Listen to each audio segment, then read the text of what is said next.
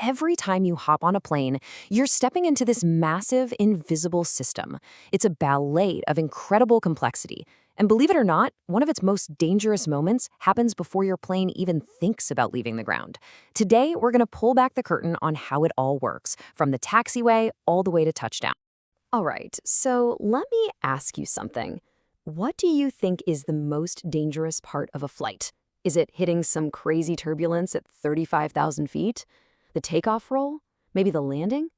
Well, the answer is probably not what you're thinking.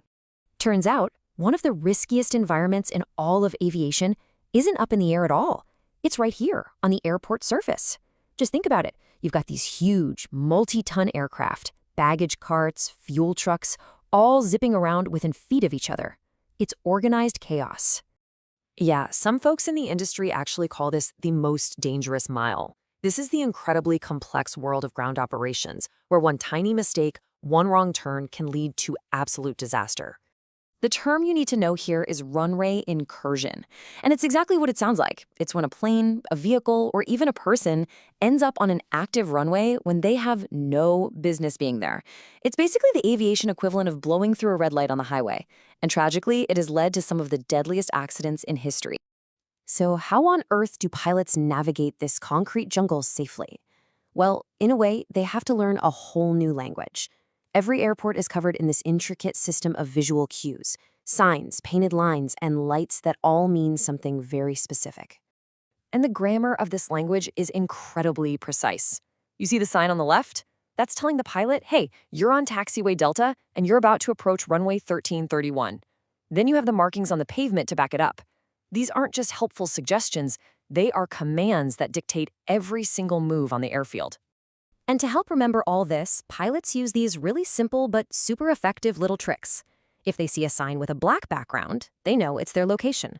Black square, you're there. See a red background? That means stop.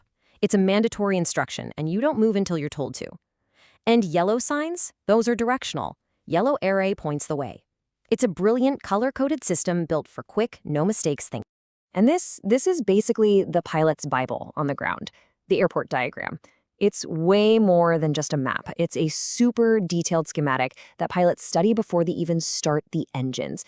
They trace out their entire taxi route on this thing and follow it to the letter, constantly checking what they see on the chart against what's outside the cockpit window. But, knowing where you're going is only half the battle. The other half is communication. For decades, that was all done by voice radio. But as our skies got more and more crowded, that old analog system really started to struggle, which led to a massive and much-needed digital upgrade. And the difference is just night and day. On the left, you've got the old way, voice radio. It's easy to misunderstand someone because of static, or if two pilots have similar-sounding call signs, and only one person can talk at a time. Now, look at the right. That's data communications, or datacom. It's a game changer. Instead of talking, controllers send clear text-based messages right to the cockpit. The pilot just reads it and can load a super complex clearance into the flight computers with one button push. No more scrambling to write stuff down. And hey, this isn't some far-off future tech. Datacom is already up and running at 65 of the busiest, most congested airports in the US. Think about that. At the places where communication is most critical, this digital system is making every single departure safer and a whole lot more efficient. And you don't have to take my word for it. This quote from the FAA says it all. Datacom wasn't just a Band-Aid fix. It was a core piece of a much bigger strategy, and it delivered real, measurable improvements in safety and efficiency. So what is this bigger strategy? Where did an innovation like Datacom come from?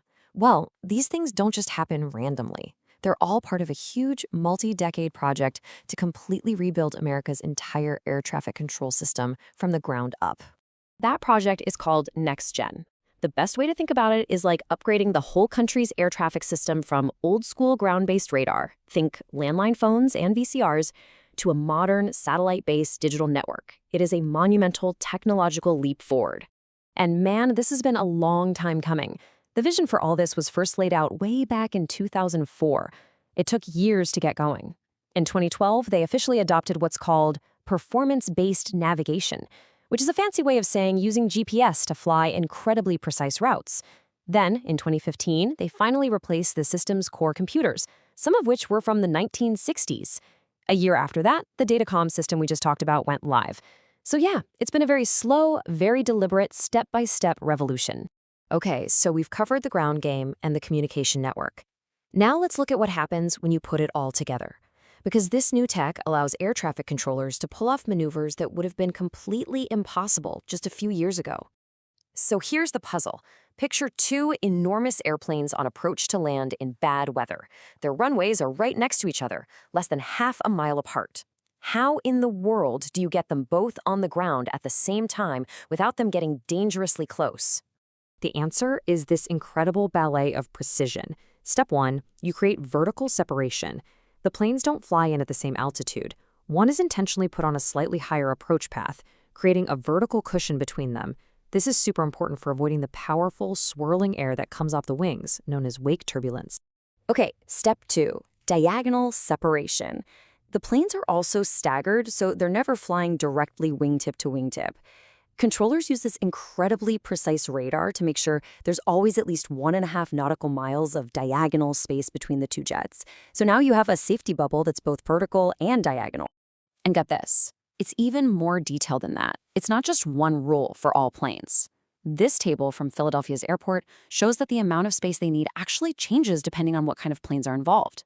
For example, if you have a massive heavy jet being followed by a smaller aircraft, the required separation more than doubles, from 1.5 to 3.5 miles. It's an amazingly dynamic system. So, why does all this technical stuff matter to you and me? Because this precision ballet is what lets a super busy airport handle more planes every hour, especially when the weather's bad. And that directly translates into more flights getting in on time, fewer delays, and just a more reliable system for all of us.